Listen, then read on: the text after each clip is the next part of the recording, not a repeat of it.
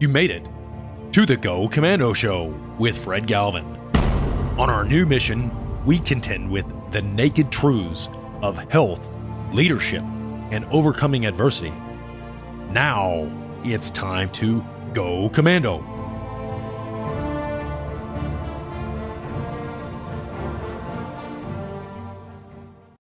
Welcome to another show, Commandos. We have an exciting guest who has been a mentor of mine for several years. And we first met over in Okinawa, Japan, where we were stationed. He is a career Marine Corps infantry officer who's, like myself, served in the infantry and in reconnaissance and force reconnaissance for many, many years. He's a combat veteran, and he is retired, living in Florida, where he and his wife enjoy the warm weather. And those of us in Kansas dream about this type of environment. So he's got a very, very interesting story of his career over 24 years in the Marine Corps that we're going to get into, and how things were when he started in the military, how things were when he got out, and different types of leadership issues that we want to discuss that can apply, as many of you are listening, to your business. And whether you're an entrepreneur or an entrepreneur, how these can be very useful in working with those, whether it's a client or someone internal to your organization. Be thinking a lot about how this discussion can impact those relationships in your profession. Before we get started, I had another commando confession yesterday when I went to a friend's home.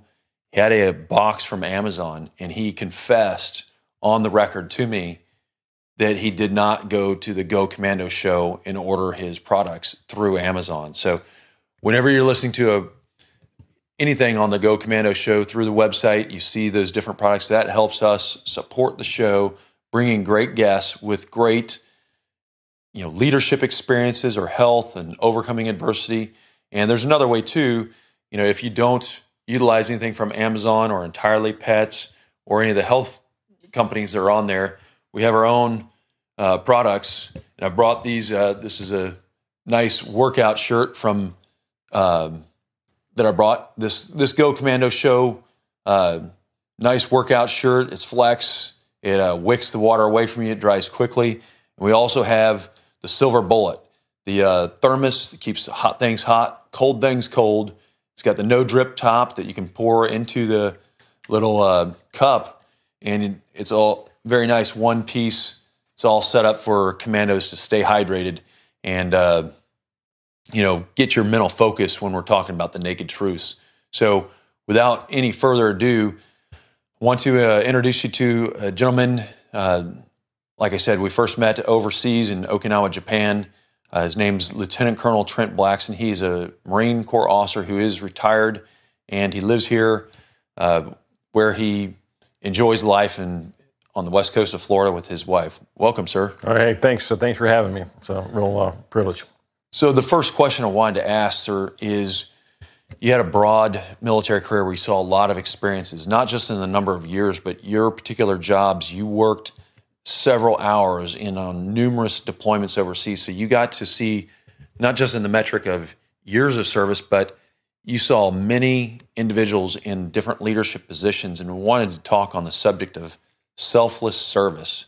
And can you discuss how, when somebody, because there's many people that are serving their country, they raise their right hand, they're serving their country, but it's not necessarily always completely selfless. And how would you describe someone who's serving their nation in the military in the ideal form of selfless service? Well, I think, selfless service is a pretty broad and important thing to think about and to talk about. And I think I'd like to start by just saying that, if you are in the military currently and you are not in it to serve your country, you're going to be unhappy. If your primary motivation for being in the military is to serve your country, you'll always be happy at the end of the day. You may have, individual complaints day to day, but it's important to keep in mind that you're not there to serve yourself, because you're never going to get rich in the military. You're never going to get everything you want in the military. But if you keep in the back of your mind that you're a patriot who's serving your country, at the end of the day, you will always be happy and you'll always be satisfied. And, one of the single greatest components of happiness in any job is, do you feel like what you're doing makes a difference? If you're doing it just for money, you're not going to be happy, no matter how much money you make. And you can ask some of the really rich people that commit suicide that question. If you feel like you're making a difference in what you're doing, you will be satisfied in your job. And I don't think anybody in the armed forces should ever have to ask themselves that question, because what you're doing on a daily basis, even though it may not seem like it, you make a difference. And that applies across the board to the guys that are, cooking breakfast in the chow hall, to, special operations forces doing high-value target raids. It's still service, selfless service. And people, work hard in a lot of different jobs they don't get accolades for very often. But, having been in the military for a while, you come to realize how important all of those jobs are. Do you have any examples of that type of faithful and selfless service from either American history, your personal history, or your family's history? Yeah, I mean, if you look at American history, is we're here today and enjoy the freedoms that we enjoy, not because of the things that we have done, but because what previous generations have done. You go all the way back, to the beginning. You talk about those people that took part in the American Revolution. And I don't think that, I know that school kids are not learning or paying attention to or being taught as much as it was emphasized, say, when I was a kid. I know for a fact from looking at my son's, curriculum at school, the sacrifices that were made by the Founding Fathers. And, we've got these, discordant voices that are critical of Founding Fathers and, not holding them up as the icons that they were, and understanding, if you think about what those guys did, taking on the most powerful force in the world, the British military, they were a superpower in 1776. And what stood against them was just a bunch of civilians, a bunch of regular guys and militia. I mean, the dawning courage that those guys must have had, the sacrifices of, their, as they say, those framers that signed the Declaration of Independence, they said they pledged their lives, their fortunes, and their sacred honor. And in many cases, they did sacrifice their lives. And a great many of them sacrificed their fortunes. Some of them even took their entire life savings and used it to buy arms and munitions to equip, militia units to fight the British. They didn't get money back at the end of the revolution to compensate them for that, but they were patriots. And I think that's probably the most shining example. And we see it repeated again and again, throughout American history. I mean, as recently as, the servicemen that are deployed right now today around the world that are risking their lives, for American democracy and spreading democracy and protecting us from terrorist groups abroad. They're sacrificing, their own lives. They're certainly sacrificing time with their families, things like that. So I think it's important to recognize that.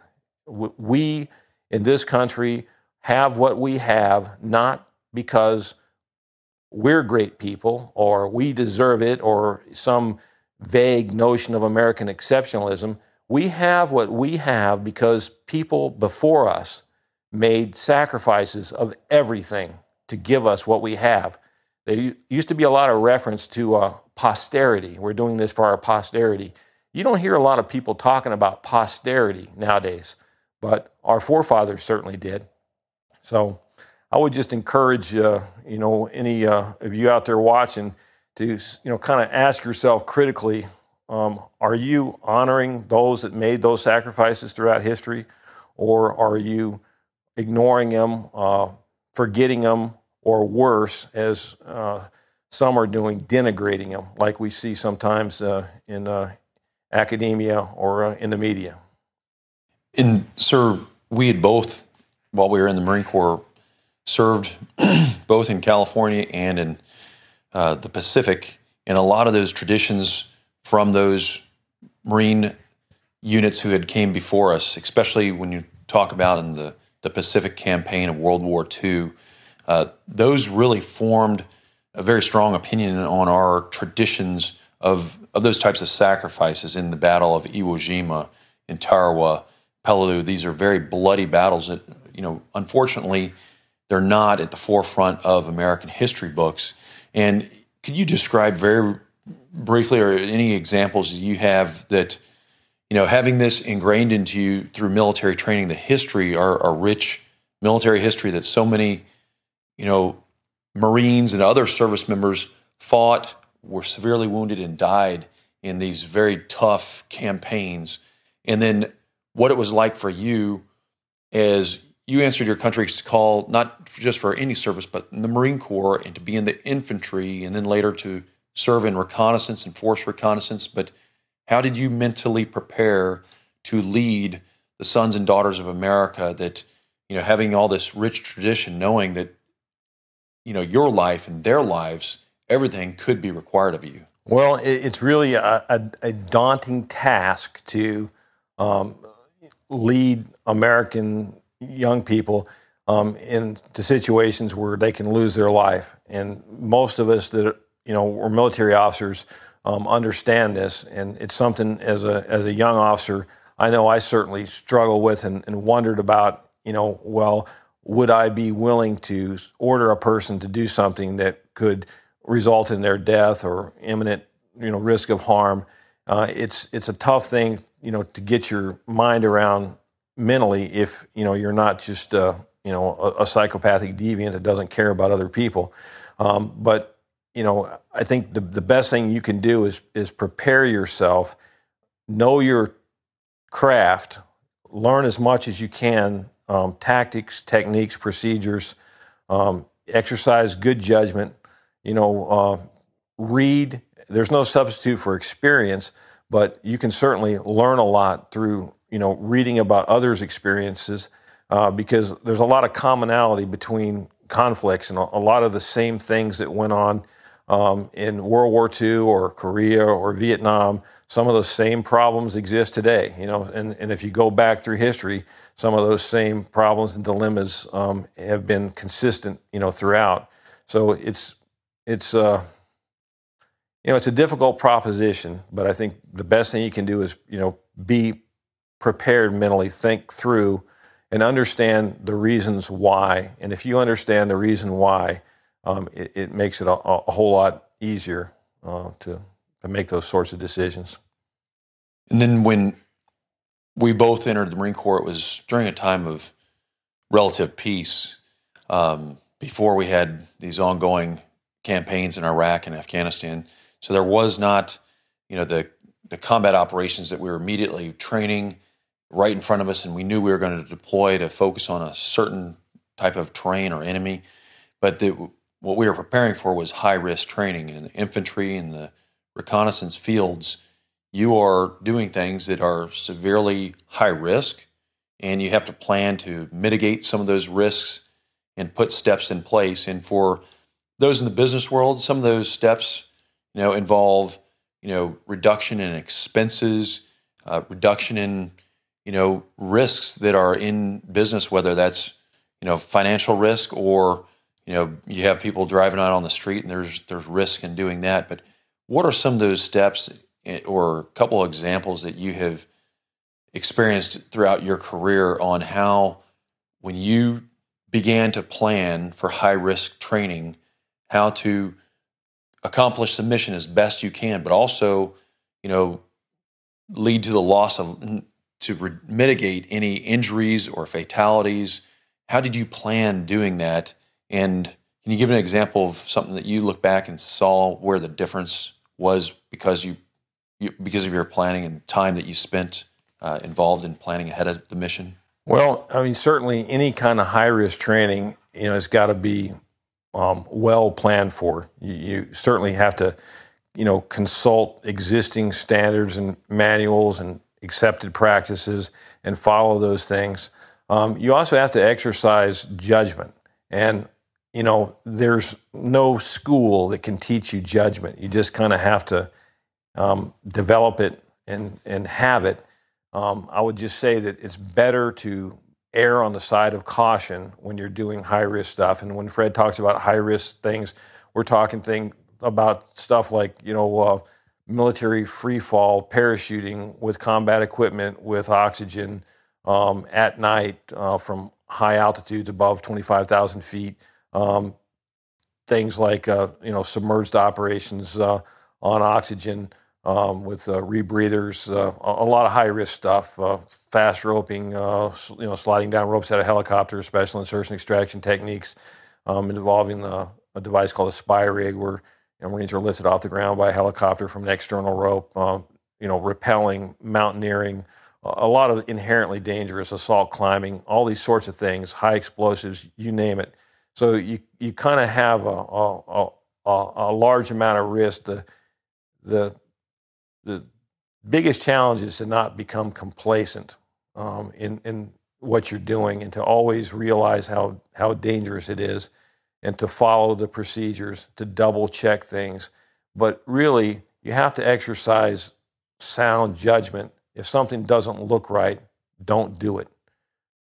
Take a step back, think about it, and don't ask people to do things that they're not comfortable doing and don't have, the correct training to do, because that's where, bad things happen sometimes when you're trying to, conduct training that is an advanced level. And it's kind of we say, crawl, walk, run type thing. You just want to make sure you're incrementally increasing things, and the person that's doing it has demonstrated proficiency at crawling before you ask them to walk.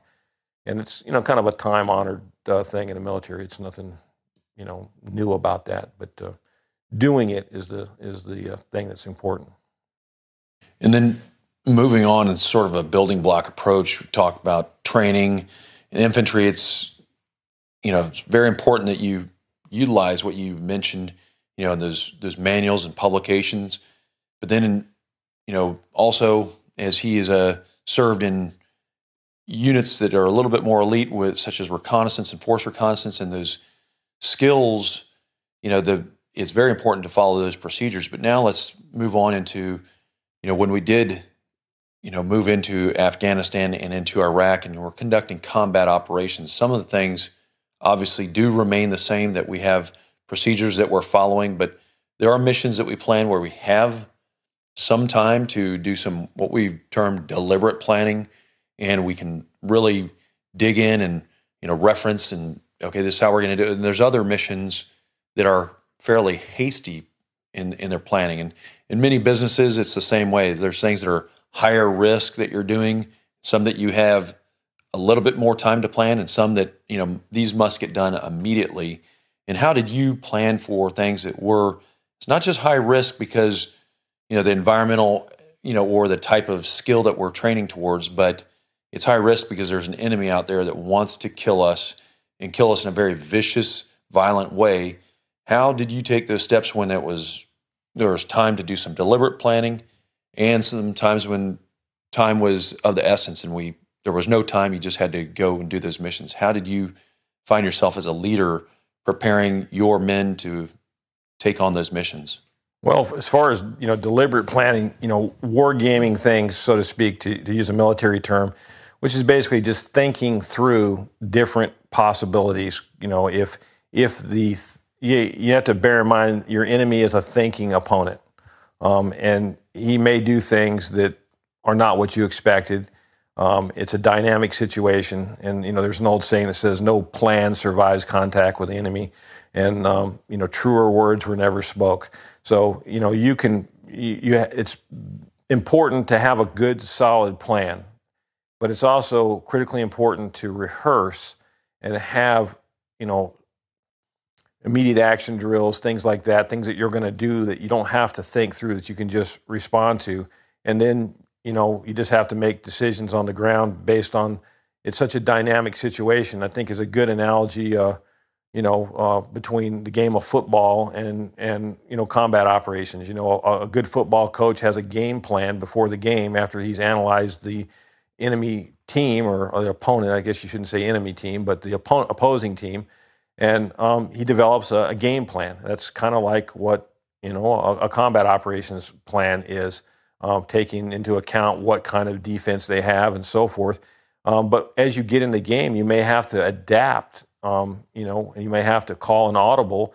The play may start off going one way, end up going the other way. So, there's kind of an analogy there. The best laid plans of mice and men and all that. I'm not denigrating planning because it's critically important, but it's also important to understand that no plan, as was written, survives contact with the enemy. It never ends up exactly like it was planned to be. And you've got to be adaptable and be a thinking man and be able to, respond to things that, you didn't anticipate. And I think, there's lots of examples that, kind of come to mind, for things that you didn't even think through or conceive of happening, but you have to, at that time, make a decision. That's why, in military leaders, the premium should be placed on the ability to make sound decisions, more so than rote memorization. I mean, it's important to know know manuals and know tactics, techniques, and procedures, but it's equally important to be able to think and know when to apply different things, or also being able to improvise and figure something out. There's also things that you can anticipate, and there's things that happen that you didn't get trained for, and you just got to use your best judgment. I'm sure everybody that's been in a combat zone has things that happened that they weren't trained for or to respond to, and they just had to figure it out. So that's important. And one of the things I will make a brief comparison to is, from military leadership to, let's just say, football, and those coaches at the professional level, you don't see them like some of the players that may be listening to some music or joking around on the sidelines. The coaches, they're watching the game, and as immediately as that play is over, they're communicating information. They're trying to, predict, and they have that vision of where they want to go and how they're going to formulate a plan. And in a military leader, it's much the same way. And it's your level as a leader, of what you can, process that data, based on where you see the enemy or your adversary or, a customer or client, and how you can make a decision.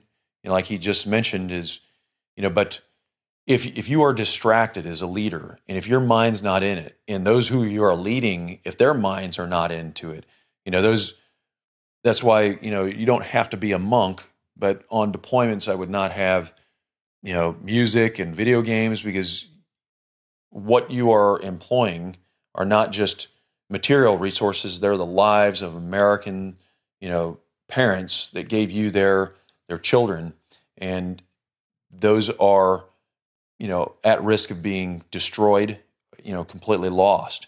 It's very important. And if you can give an example of, you have a finite amount of time before you deploy. So we have what's called a pre-deployment training, and there's only so many days and hours. And then when you're deployed forward, there are times when you do come back to base. And how does a leader make the most effective use of their time to, as you mentioned, even the best laid plans don't go as you predicted. No plans do. But how do you develop contingencies and standard operation procedures to effectively, both as the team that you have developed and are in charge of, and as a leader, continually think and anticipate of what could happen? So if you think about what, at the conclusion of a military operation, one of the most critically important things that has to be done is an after-action report or a debrief. We utilize this, throughout the military. We did it a lot in reconnaissance units in particular, where people would just sit around a table and talk about what went wrong. And we don't dwell and spend a whole lot of time on thinking about what went right, but we talk about what went wrong or what you could have done better, what mistakes you made, and how you can ensure that mistake doesn't happen. And that's how you improve as an individual and collectively, by doing a vigorous debrief. Every service has its own culture. The Marine Corps, thankfully, has a culture where we are pretty rough on ourselves and each other with after actions and debriefs. But I think that's the only way, you progress to the next level. Because if you don't do a debrief and you're not honest in the debrief, then others are not going to learn from your mistake. And there's a good chance, there's a finite number of mistakes that can be made. Albeit, agreed, it's a pretty big pot, but there's a finite amount of things that can go wrong. And if you don't bring those up, somebody else is going to be doomed to repeat that same mistake. And I know this from my time in the military, especially with military operations. People make the same mistakes over and over and over and over again because you're kind of driven to what can go wrong, what's more likely. So it's important to share those lessons learned, and eventually, if you've made a mistake, hopefully you'll learn from it. And I know this from personal experience. If you make a mistake and that mistake doesn't kill you or cause you grievous bodily harm, you get pretty smart about that same mistake. You won't make that same mistake again. And I guess you could talk to a pilot that has a near-death experience caused by a pilot error. He ain't going to make that same mistake again. That's the best teacher in the world, is experience. Unfortunately, sometimes people make mistakes, and we punish them and remove them from that duty, and we're kind of throwing away the safest guy in the world, is somebody who just survived a near miss because of a mistake they made, in my opinion. Again, we're talking on this next question about combat and its difference than training. But one of the other things that is a key factor in combat is, when we've done a mission and we're in an environment where there's continuing operations that we're involved in with an enemy that is, sometimes it's a tribe, sometimes it's an individual or insurgent leader that is controlling other people. But one of the things that, Lieutenant Colonel Blackson was just mentioning is, what we can control for ourselves, how we can, do something more effective and more efficiently, to have a greater effect on the enemy. But the other thing is and they teach us this in, early on in Marine Corps officer training and in infantry training, is to understand the enemy, look at it from the enemy's perspective.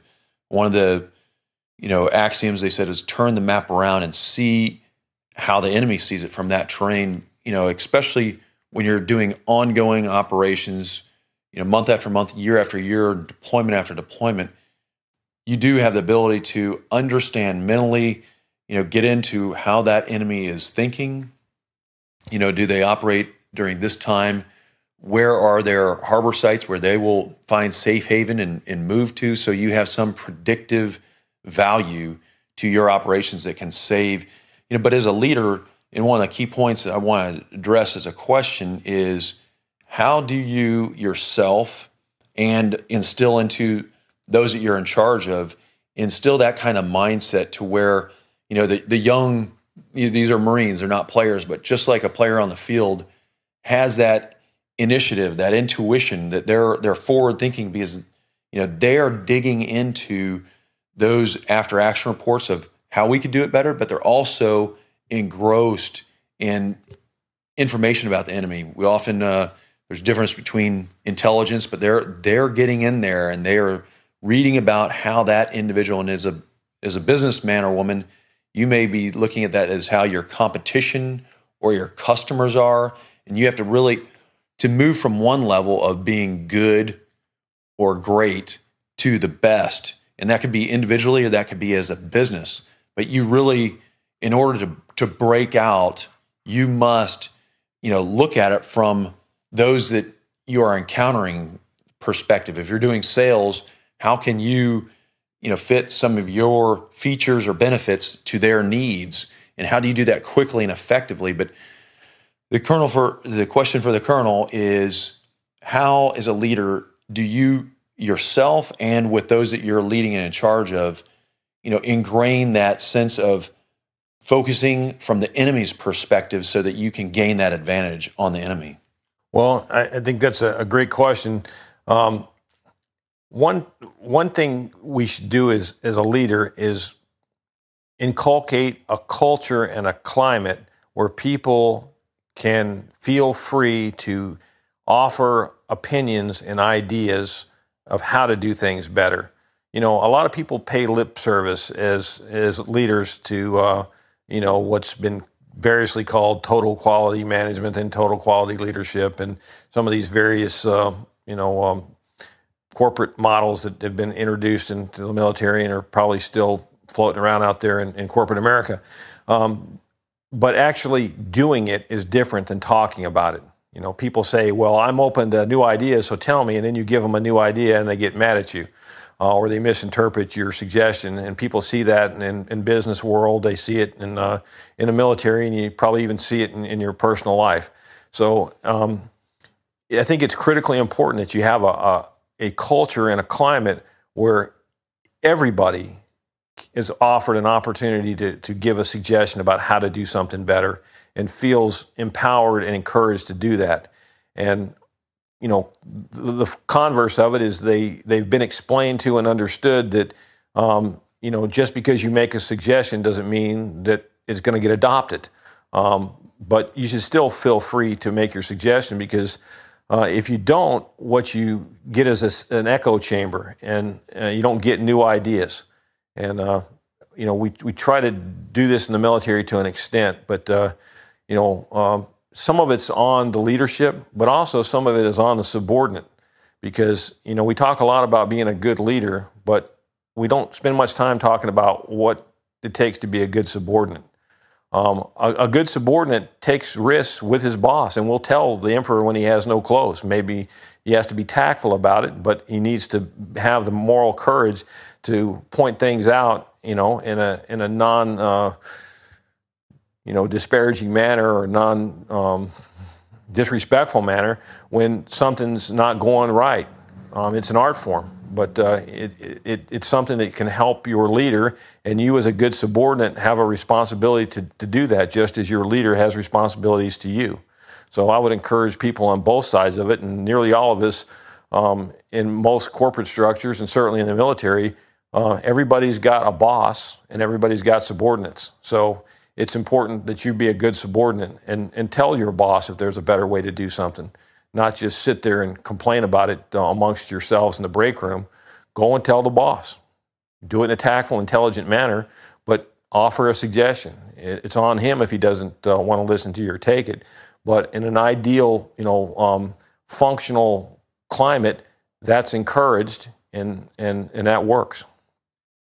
That's a key question that is very important, not just for those in the military, but it is very important, those in the military and in the corporate world. And there's several examples, both good and bad.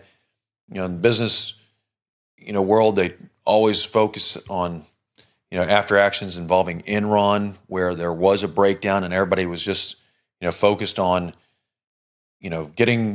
advancing their positions. And, there's, with Bayer Aspirin, the other side of the spectrum where, hey, what's the best for our customers, and look holistically at the organization.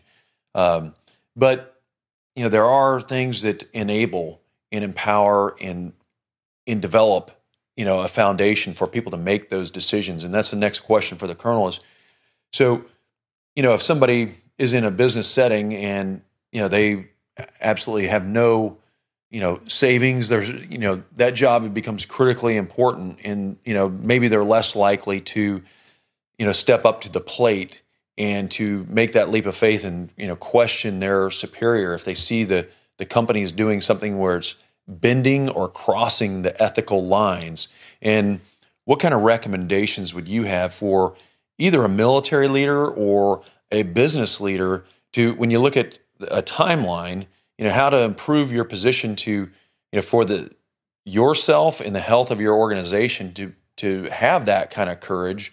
Is there something that they can, mentally visualize to practice those things, or just put themselves in a position, economically as an employee, to where they know they can walk away? Because, we have both discussed on several occasions, there are several people in this day and age that are, like you mentioned the phrase echo chamber, that are just, saying, what, the organization wants, but they realize that, okay, there's established rules and principles, and these are violating the morals and ethics, and sometimes even the legal parameters, but people are not saying stop.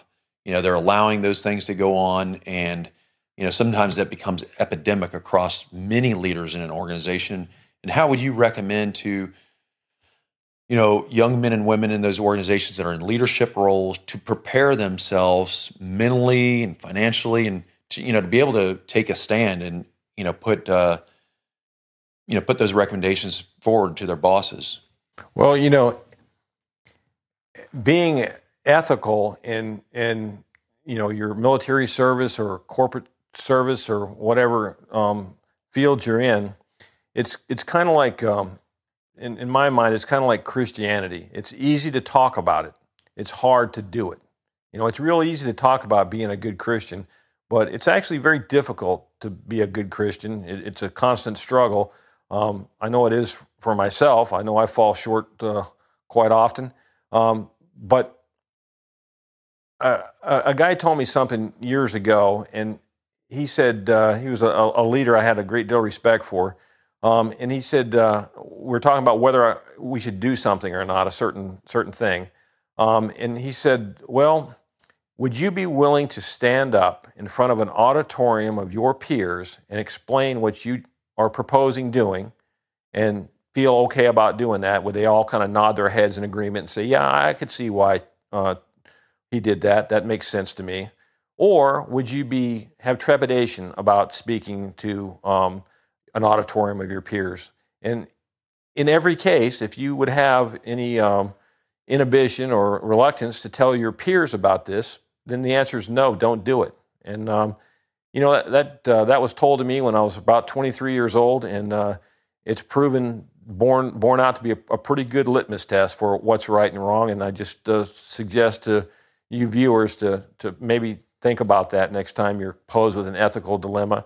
And as I said before, it's easy to talk about ethics, but it's a lot harder to do it because, the lines are sometimes easy to blur. And I can tell you an example from my personal career. Probably the worst job I ever had in the Marine Corps was I was a recruiter for 3 years. I didn't want to be a recruiter. I got sent to it, but in the military, we have a saying, they said that's why they call them orders. I had orders to recruiting duty, so I couldn't really complain too much. And interestingly enough, I wound up in the Los Angeles area in perfect military fashion. Another officer that was from Los Angeles got orders to recruiting duty in Texas, where I happen to be from, and I got orders to Los Angeles, where he's from. And, of course, that's the way the military works, right? So I was what's called an officer selection officer, which recruits officer candidates for Marine Corps commissioning programs. The Marine Corps offers, flight programs, for people that are in college and also for college graduates, where you can get a flight guaranteed contract. That's not plugging the Marine Corps aviation programs in any kind of way, but it's a great program if a guy wants to fly military aircraft. He doesn't have to go through any kind of flight training. Marine Corps pays for all that and after his commission. But he has to pass certain tests to be an aviation candidate. Well, I don't know how it is today, but it's been a long time ago. This is like 1989 time frame. The officer selection officer administered the flight aptitude rating test to the prospective candidate. And, we had recruiting goals to meet. You had to get a certain number of guys in the program. And I had a qualified applicant, and he was well qualified in every regard. He wanted it to be a flight contract only. And I was facing a deadline to make my numbers. And this is tied to, your performance evaluation, if you make the numbers or not. And the flight aptitude rating test takes a couple hours to administer it, and I can't remember the exact number, but there's hundreds of questions on the test. The guy failed by one question.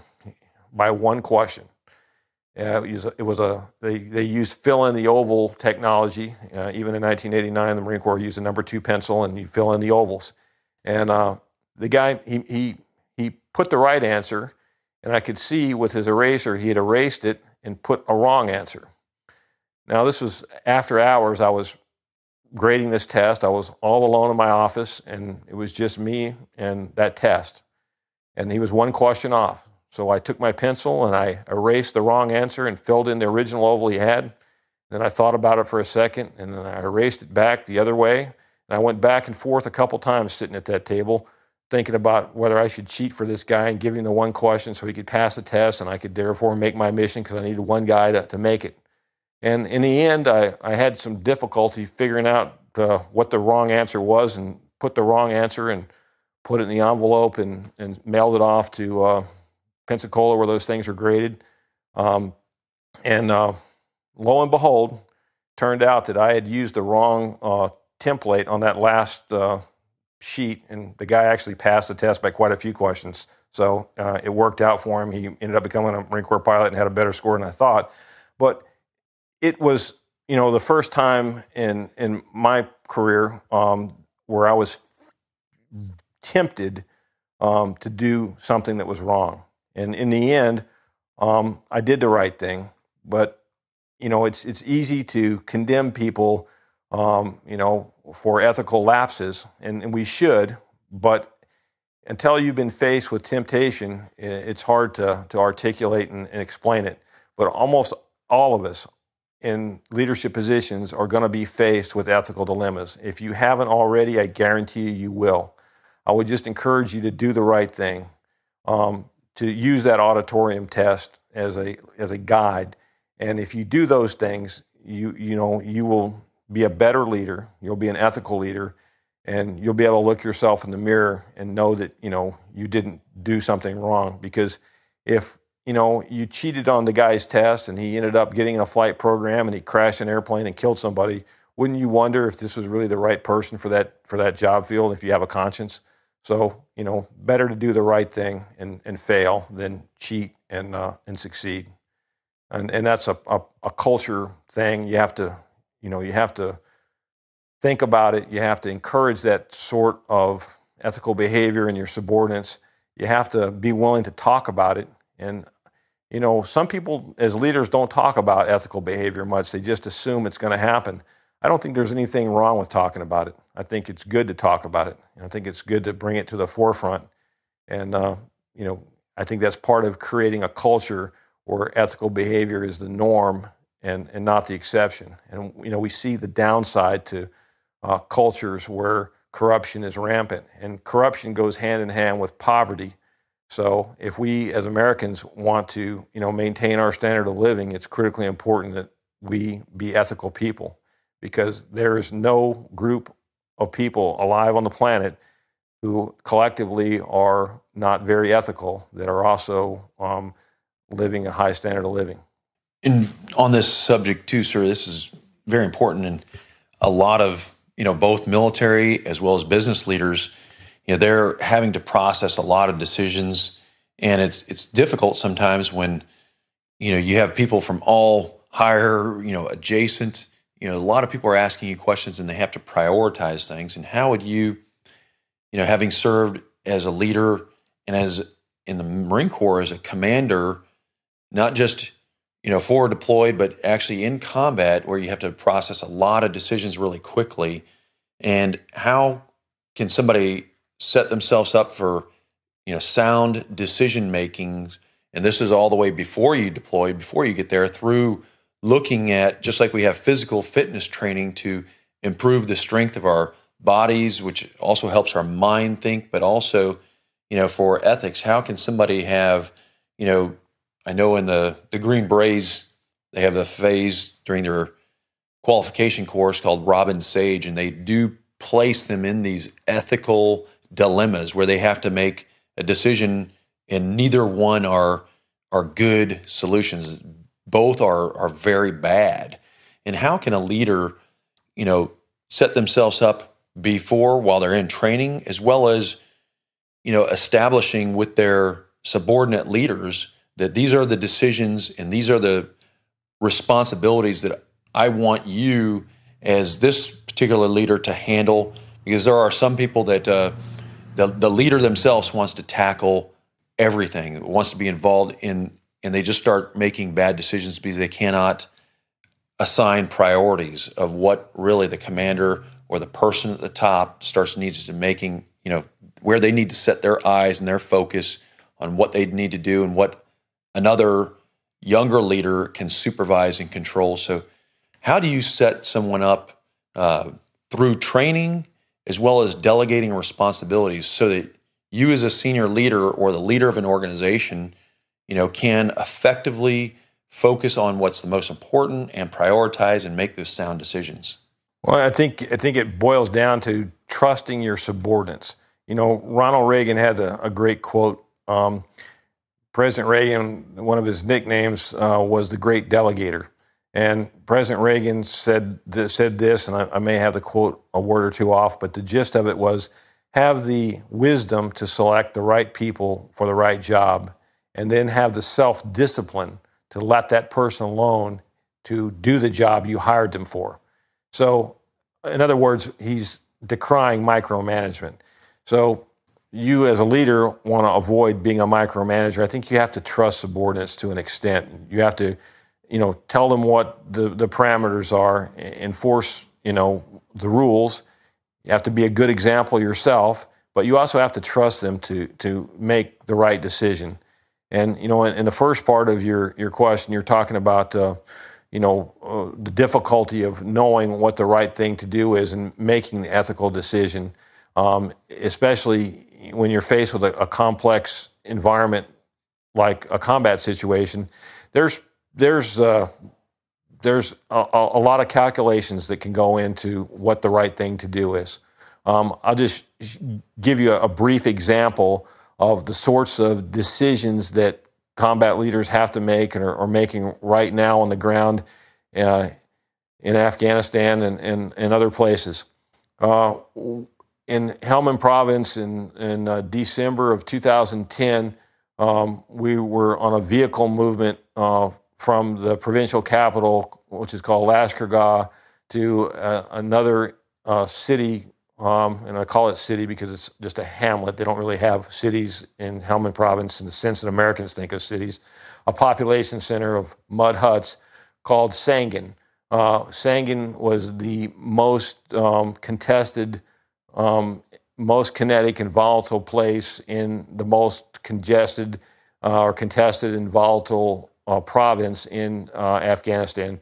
Kind of like in the United States, we have states, they have provinces. We have counties, they call them districts. So the Sangin district, that little county inside of a state that's roughly the size of West Virginia, was an area that had always been in Taliban control. It's a very dangerous place. They didn't want to give it up. We sent Marines in there.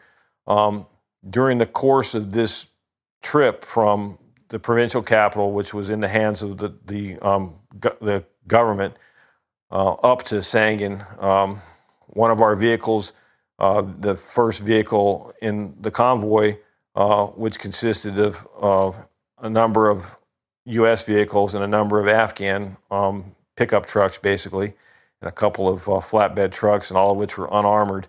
One of our armored vehicles was hit by an IED. We don't know for sure, but we thought it was a pressure plate, but we never were able to determine that for sure. But the mine-resistant vehicles that we have, the MRAPs, they're an awesome piece of equipment, and thanks to American taxpayers, we've equipped our servicemen with the best piece of equipment available to defeat improvised explosive devices. This thing hit an explosion of several hundred pounds, and it lifted the vehicle up off the ground. It landed back on its four wheels, and nobody was killed in the vehicle. We had some people injured, but nobody died. So immediately after that explosion went off, I just felt sick to my stomach because I felt like, I saw it look like a Hiroshima-type mushroom cloud go up in the huge explosion and the flash of light. I thought to myself, well, they're dead, and miraculously they survived thanks to American engineering and technology. But as we were rendering aid to the injured Marines, we established a little security cordon there while we were assessing the casualties. There was a little compound about 100 yards or so away from the explosion site, and a motorcycle being driven by a military-age Afghan male emerged from that compound and began heading straight for us at kind of a slow speed. Motorcycles are frequently used as vehicle-borne improvised explosive devices. They take the gas tanks and fill them with explosives, and put explosive devices in saddlebags on the side, or even in the headlamp and tail light. They pack them with explosives. They fill the area under the seat with explosives, and they'll typically run it on a external small fuel tank or something that's the size of a soda bottle. But they're relatively low net explosive weight, but if they get close to you, of course, it can be devastating. So this Afghan civilian dressed in local dress, however, he was wearing a black turban, which is sometimes associated with Taliban, but not always, just enough to where you don't know for sure, began to approach us, coming straight at us. I noticed him first, and a number of Marines noticed him. We trained weapons on him. We began yelling at him, to stop in Pashto. Afghan policemen were yelling at him. We yelled him to stop. We're motioning for him to go away. And he continued to close with us. When he reached a distance of about 50 yards, one of the Marines asked me, "Can I shoot him? Can I shoot him?" And I just said, "No, hold your fire." And we have a device called a pin flare, which shoots a pyrotechnic device. They're sometimes used in different applications, mostly as a safety device for, marine applications for, small boats and things like that, as a signaling device. It looks like a tracer round, basically. It's a glowing, projectile. Fired one of those in front of him, and he didn't stop. He continued to come. Fired a second pin flare at him, and this time he stopped the motorcycle and he laid it down, and he lifted up his dish dash and showed us his exposed torso and walked in a circle, and then got back on the motorcycle and continued like he was going to continue to come. Again, the Marine next to me said, "Can I shoot him? Can I shoot him?" And I just had to think, what's the right thing to do? Would it have been ethical to shoot him? He appeared to be unarmed, but he also presented a risk and a threat to us. Is that a vehicle-borne IED? He's trying to follow up on the attack. He came from the village. Or is he just a curious local that is coming over to see what's going on? Or is he coming to warn us about other IEDs because he hates the Taliban, like many of them did? Or is he a Taliban member, suicide bomber, coming to kill us? So you're faced having to make ethical decisions. What's the right thing to do? He saw about over a dozen weapons pointed at him, and he turned the motorcycle 90 degrees, made a big wide circle around us, and then returned back to the compound. So I'll never know if he was a Taliban who was doing bomb damage assessment to see what damage he did. Maybe it was a command detonated bomb and he was the bomber. I don't know. But I know that I wasn't prepared to kill that guy 50 yards away because he wasn't a threat to us as I perceived it. Now, others could argue he was a threat. And I think if I had let the Marine next to me shoot him like he asked to, and some other people shoot him, including myself, I could have argued that I did the right thing. But you know what? I sleep good at night because I know that I didn't do anything unethical or wrong. But these are the kinds of dilemmas and decisions that sometimes people have to make in combat situations. But it's not exclusive for combat situations. Police officers are forced to make decisions like that on a daily basis. It takes more courage not to shoot sometimes than it takes to shoot. In the business world, you're going to have to make decisions about whether something's ethical or not ethical. Maybe your boss is doing. There might be consequences, adverse consequences sometimes if you report it or you confront the person. You could get fired. You could lose your house. You could lose your livelihood. So again, as I said before, it's easy to talk about being ethical. It's hard as hell to be ethical. So I'm not offering any solution. I'm just suggesting to you, if you are ethical and you do what you think is right, you'll always be happy with yourself. And I guess in closing, I would just ask you to, when judging the actions of others, we used to have a Supreme Court justice in the 19th century called Oliver Wendell Holmes. If you haven't heard of him, you ought to Google him, look him up. He had been a Civil War soldier on the Union side, and he was wounded multiple times. He ended up becoming a Supreme Court justice. Now, the biographies of modern-day Supreme Court justices are not much like those of previous generations. But Oliver Wendell Holmes, in a decision involving a self-defense murder, had this great quotation. I've never forgot it. He said that detached reflection cannot be demanded in the face of an uplifted knife. Detached reflection cannot be demanded in the face of an uplifted knife. So you have to make fast decisions, based on the information you have and based on, the situation and your own ethical guidelines. And sometimes it's instructive not to be too harsh or judgmental of others who make decisions. And as a leader, you have to understand that sometimes subordinates will make decisions and they don't always have time to consult you. If that Marine had been further away from me and hadn't been standing within earshot for him to say, "Sir, can I shoot him?" If he had shot him, should I vigorously pursue punishment of this Marine for, killing an unarmed Afghan civilian? Or detached reflection cannot be demanded in the face of an uplifted knife. So I would just caution others about, second-guessing decisions of others placed in those situations. And I know we see this a lot in the current situation involving law enforcement. Police officers have to make these decisions all the time. And it's awful easy to sit back and be a Monday morning quarterback and analyze and offer opinions and pontificate when it's not you having to make the decision. But I think if you are ethical in your decision making, it's its own rewards. Next question for the Colonel. It goes back to some things that we've discussed before, and whether you are a leader or you're somebody accomplishing a specific task, it is very, very critically important. Whether that's you're at a bank and you must supervise these the numbers, and somebody may want you to change things.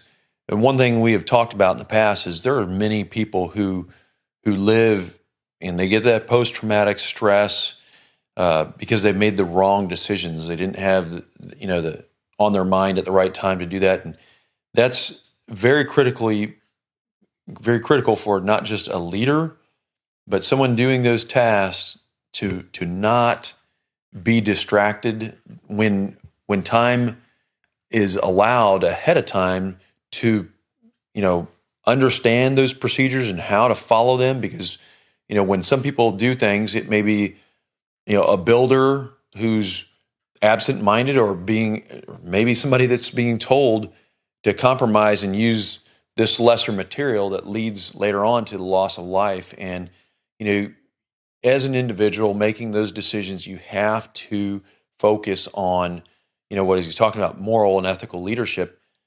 Your mind has to be in the game at all times. And the question for the Colonel is, as an example of that, without naming any names, people who have made a decision that they look back on, maybe they didn't set the procedures with an inspection of equipment that led to somebody's injury or death, and oftentimes people think, well, that's just how things like that happen. But things like that we look at in the Marine Corps, because it's lives involved. They can be, prevented and mitigated. And it's oftentimes the individual that's there at the point of friction, or, several supervisors that are directly down on top and they have visibility, but they also don't do it because they didn't take the time ahead of time, to rehearse, to inspect, and to, make sure that everybody's mind is in the game, that they're not distracted. And that's becoming a bigger, much more complex problem now, is distractions in the workplace, smoking and joking, as we used to call it. And now we have social media, phones, text. Everybody's connected to everybody at all times. It's very, very difficult. And those, in the business world, the consequences may be a little bit different, but they're still severe, and it could lead to, other people losing their jobs, money. And it can lead to your loss of your job. So, question for the colonel is, what's an example that you have seen where somebody was not, they themselves performing that task, and the leaders above them were not focusing entirely on their position, and what were those consequences, and how could that be prevented? I can think of a number of mishaps that I'm aware of, or was aware of. In some cases, acted as an investigating officer on a couple of cases where there was loss of life, and in each case, bad decisions were made. People asked people sometimes to do things they weren't properly trained to do, and then kind of pushed them either through culture or through direct orders to do something they weren't really comfortable with doing, or didn't have proper training, or comfort level wasn't there. And if at any point during those mishaps, if somebody had the moral courage to say no, either as the person involved, say, no, I don't feel comfortable doing this, which is a tall order to ask a subordinate to do, especially in a lot of cultures where we don't want to admit, weakness or inability. But it's really on the leader to be certain that what you're asking somebody to do, they're properly trained to do, and they know what they're doing.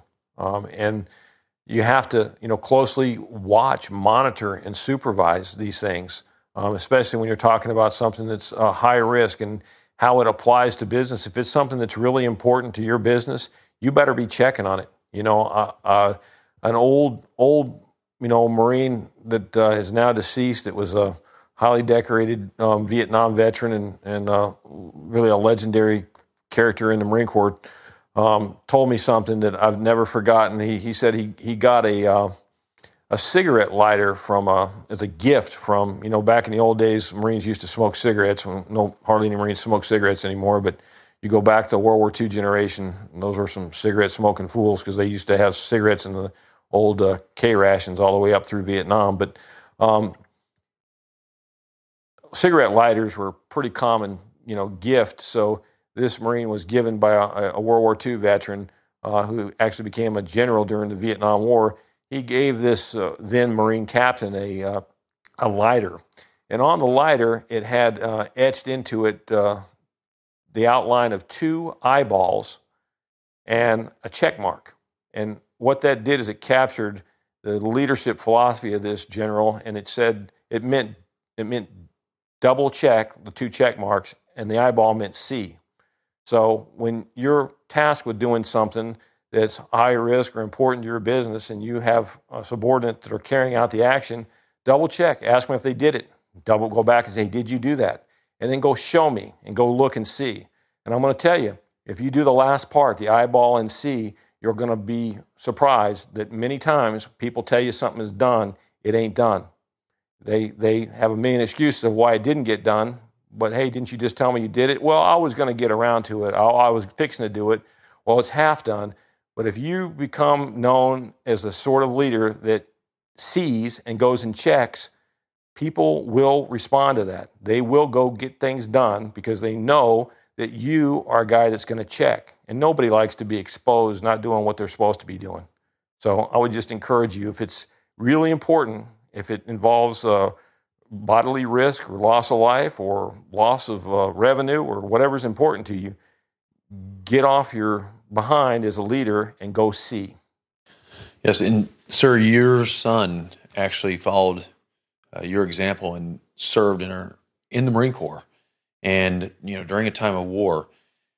And I've mentioned some things had changed between, when you first started your service and some of those standards, and mainly as this applies to leadership and the leadership of today. And how would you generalize, what some of those changes are that are, to the detriment of the forces that are the frontline foot soldiers? Well, I'll tell you. There was a general that I worked for toward the end of my career, and I retired in 2013, that was talking about engaged leadership.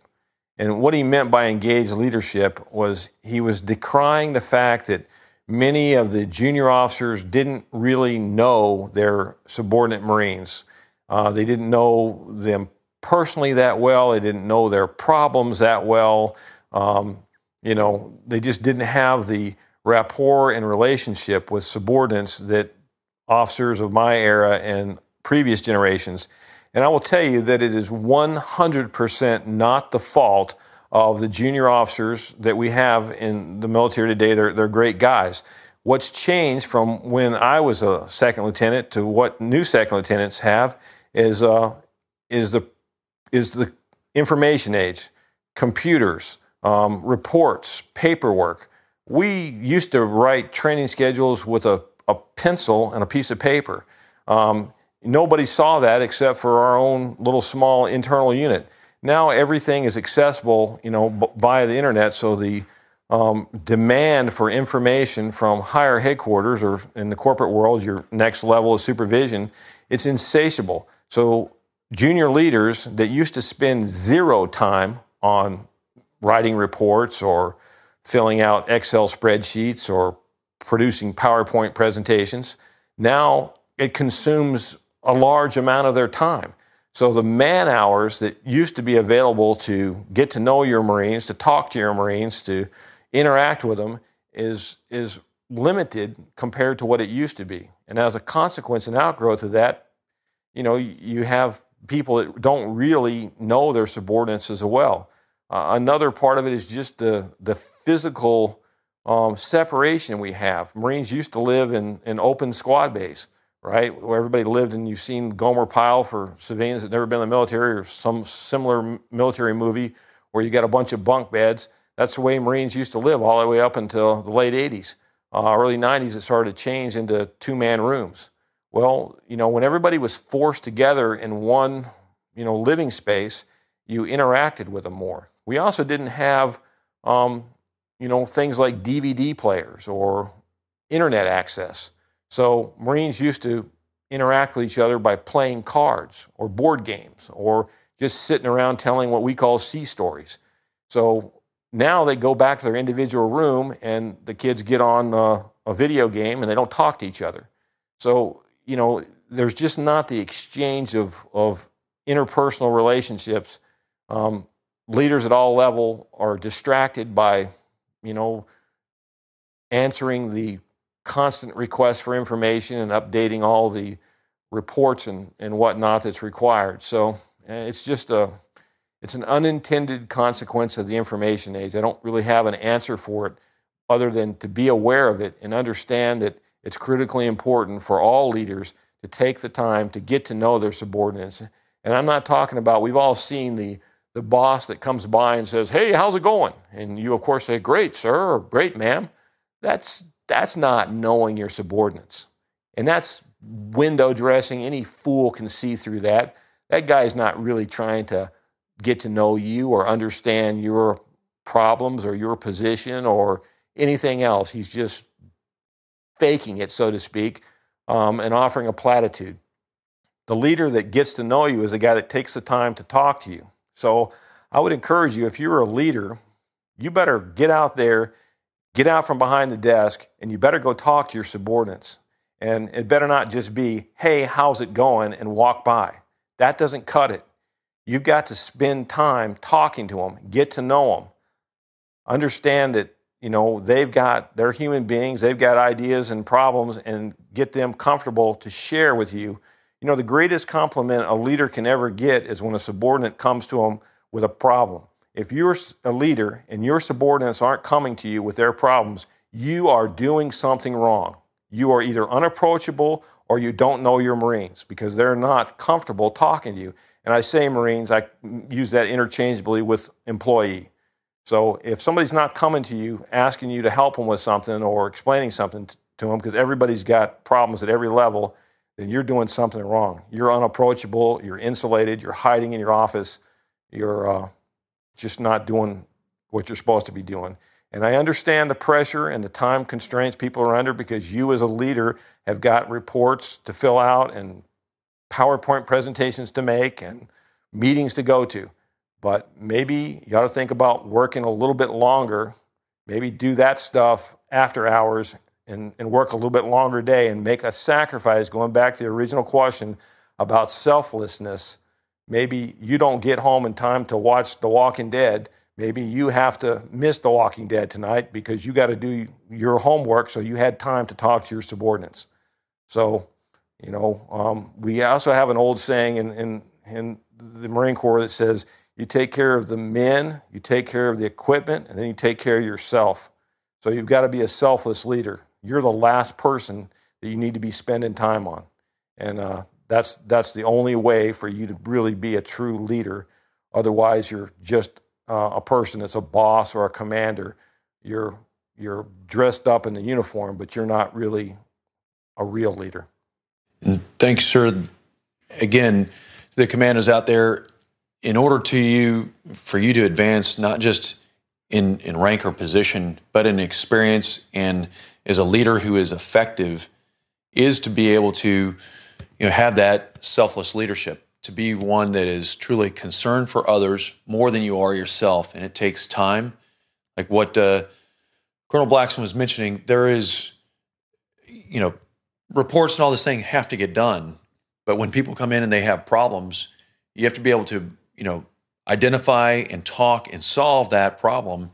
And those other things that aren't as time sensitive and as critical as this individual's life, they can get done.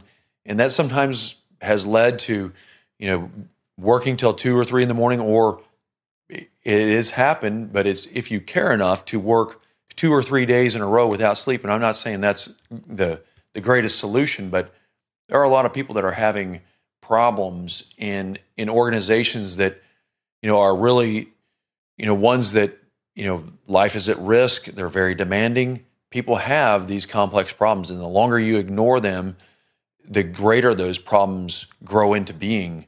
And that's when, we're talking in the military, loss of life, and in a corporate world, that employee just leaves. So there's loss of, workforce that other people have to take that up. And then so to prevent that, you have to get in front of it.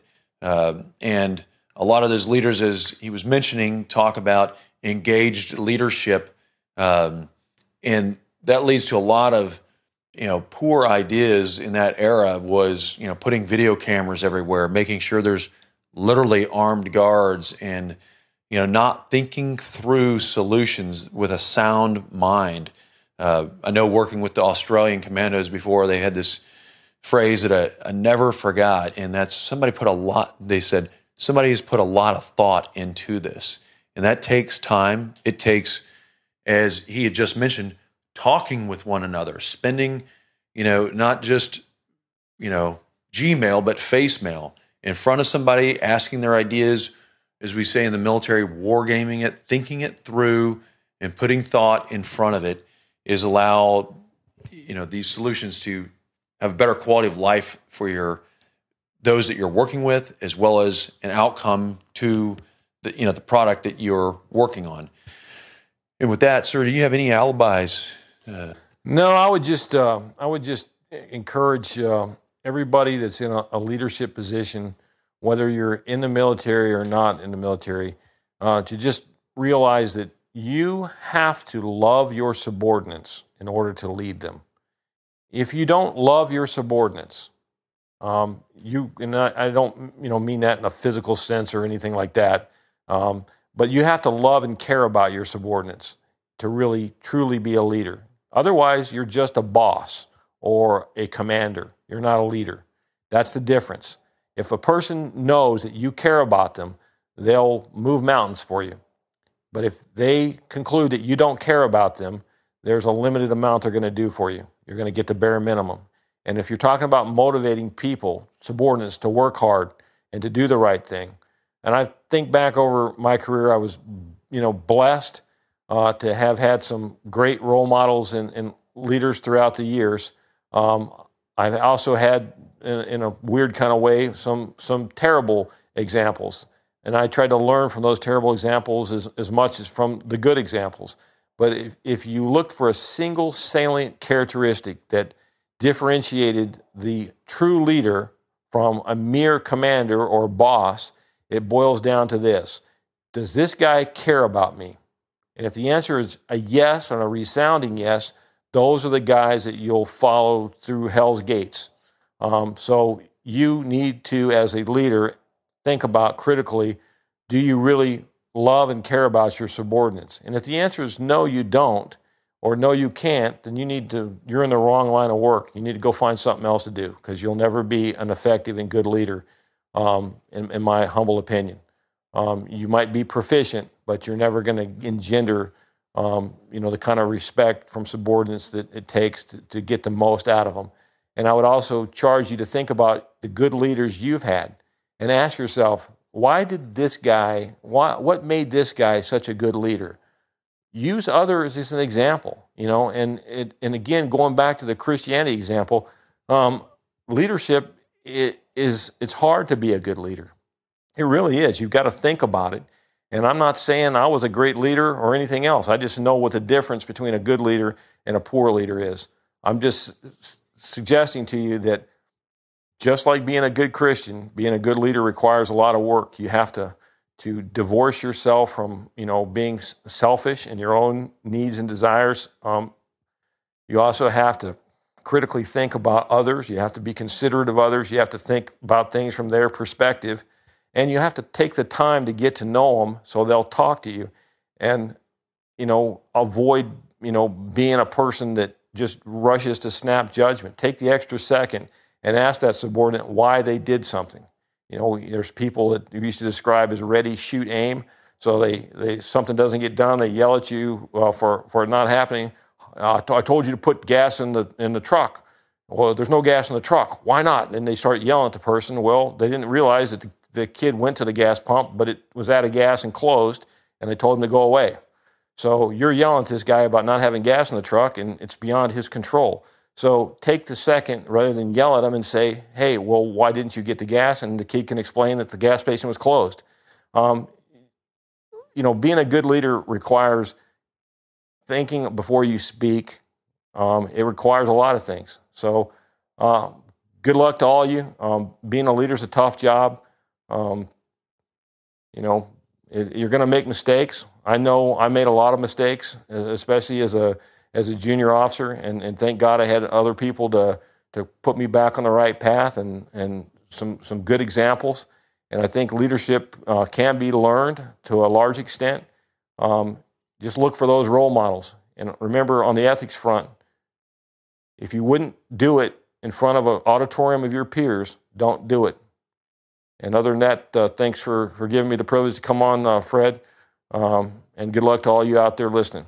Thanks, sir. And just to reinforce what he had mentioned, the topic of love, a lot of times people don't talk about that in the workplace unless it's, just tongue in cheek.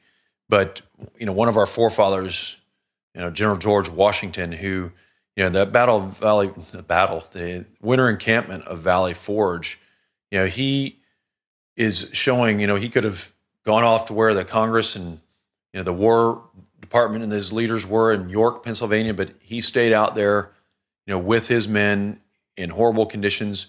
And leaders often must do that dirty work. They can't leave that for others to do. They must share in that suffering and taste, that bitterness that those who they're leading are enduring. It can't be somebody that's sitting in an ivory palace or behind the desk just commanding.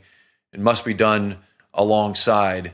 And there was many occasions where General Washington, wasn't just there alongside those in Valley Forge, but when he would walk the camp and he'd get to know who these persons and the details of their lives, he would see, those that he developed those relationships with, those soldiers, in listening to the reports of what was going on, or someone was amputated or died from, environmental exposure there. There was many times it was just so overwhelming for him, that he had to turn away and he could not face the men, just to maintain his leadership and not lose his composure in front of his men. But it is because, like Colonel Blackson said, he loved the men, not in an erotic way, but in a brotherly love. He truly cared for every single one of those men. And those are great examples for us not to just hear, but to follow and that's the purpose of, thank you for listening to the show. And, we must transform ourselves to be the best leader inside our organization that we can. So thank you very much for watching the show again. And we've got some great shows coming up. One with a great friend of mine coming up next, and he is going to talk about his life. And then we're going to get into a procedure because he is a doctor of anesthesia, and he does stem cell, and we're going to film and record that so that you can watch the actual procedure, taking the stem cells out of my body and treating the complex torn meniscus in my left knee. So those of you with a little weak stomach, you may just want to listen to audio only, but and I'll give an update in the future as to how that procedure goes. But it's a great new scientific technology that God created, this incredible DNA that's metamorphic and very helpful and healing to restore some degeneration that we have in our bodies. And so our next guest is going to talk about that. And also his wife, she's a medical doctor. She's going to talk about healthy living. She has done made some big recommendations, which have severely dropped my cholesterol from a high risk of a heart attack down to and you could look healthy, and you definitely may not be. So those are going to be some topics that we're talking about in the next few podcasts. So thanks for listening in, and God bless. To all my fellow grunts out there who in your youth felt it was your duty to protect us, I salute you. And thanks to the listeners of the Go Commando Show who labor on the farm, who are sweating on the construction site, putting forth your very best at the office. You are making a difference. Support the Go Commando Show in our pursuit of bringing you the highest quality professionals. Infiltrate the website at gocommandoshow.com, where you can view all of the podcasts and arm your team with incredible deals on health supplements, commando clothing, and equipment. Every time that you get a good deal, it supports the show. What deals? When you purchase anything from the website, Amazon, healthcare supplements, you're covering our six. And to the ladies on the team, when you outfit yourself in the super sexy threads from Naked Zebra, and yes, I'm talking about in fuego, you are firing the sniper shot for our commandos. How else can you support? It's simple. You smash the follow and subscribe buttons on our social media. That is how you support us bringing great guests to talk about serious subjects, not the mainstream media's fake news. So thank you, and until our next show, stay in the attack and go Commando.